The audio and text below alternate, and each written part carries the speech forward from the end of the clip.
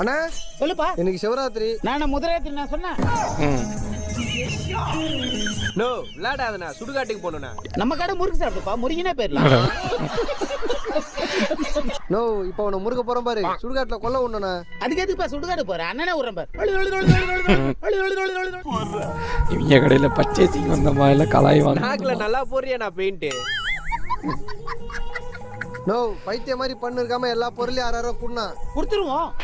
அடிங்க. யார் மேல கை வச்சா? அண்ணா அடிக்காதீங்க, அம்மா வாசனால எங்க அப்பா அப்படி ஆயிடுவாருண்ணா. மாசம் யோனைனா கொஞ்சம் கீழே குனி. நீ எதை குனி சொல்றேன்னு எனக்கு தெரியும். அதுக்குள்ள நான் கொஞ்சம் குனி.